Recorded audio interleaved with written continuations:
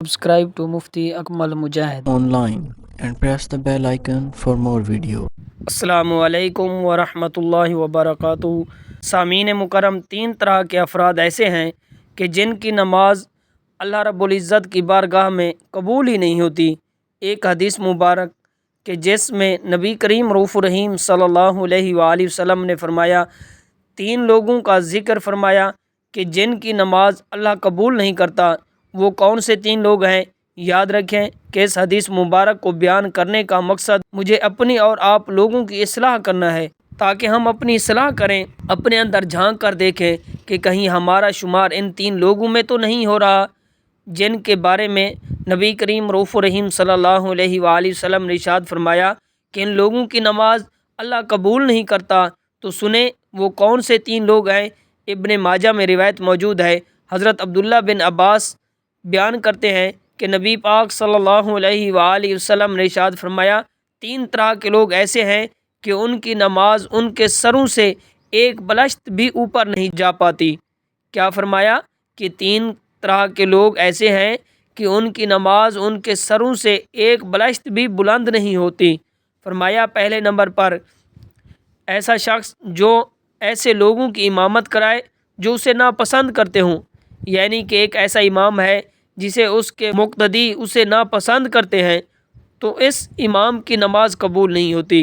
اور دوسرے نمبر پر ایسی عورت جو رات گزارے جب کہ اس کا خامند اس پر ناراض ہو، یعنی کہ ایک ایسی عورت جو رات اس حال میں گزار دے کہ اس کا شوہر اس رات اس سے ناراض ہو، تو اس عورت کی بھی نماز اللہ قبول نہیں کرتا۔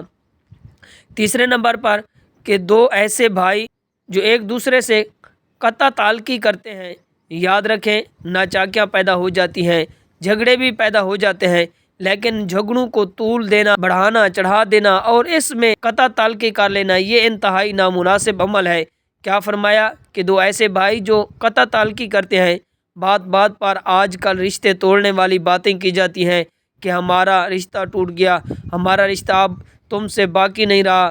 فرمایا کہ جو قطع تعلقی کرتا ہے اس کے بھی نماز قبول نہیں ہوتی، اور اس کی بھی نماز اس کے سر سے ایک بلشت اوپر نہیں جا پاتی، یعنی اللہ کریم اس شخص کی نماز کو قبول نہیں فرماتا۔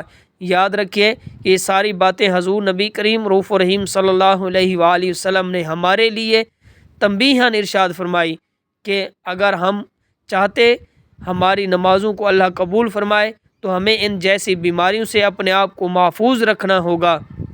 تو سامعین مکرم، یہ تین قسم کے افراد ایسے ہیں جن کے بارے میں نبی کریم رؤوف الرحیم صلی اللہ علیہ وآلہ وسلم نے ارشاد فرمایا کہ ان کی نماز اللہ قبول نہیں فرماتا، یعنی ان کی نماز ان کے سروں سے ایک بلشت بھی اوپر نہیں جا پاتی۔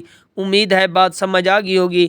ہمیں چاہیے کہ ہم اپنے آپ کو ان جیسی بیماریوں سے بچائیں اور اللہ اور اس کے رسول صلی اللہ علیہ وآلہ وسلم کی اطاعت و فرما برداری کرنے والے بن جائیں۔ اللہ کریم دونوں جہانوں کی کامیابی عطا فرمائے، آمین ثم آمین۔ Subscribe to Mufti Akmal Mujahid online and press the bell icon for more video.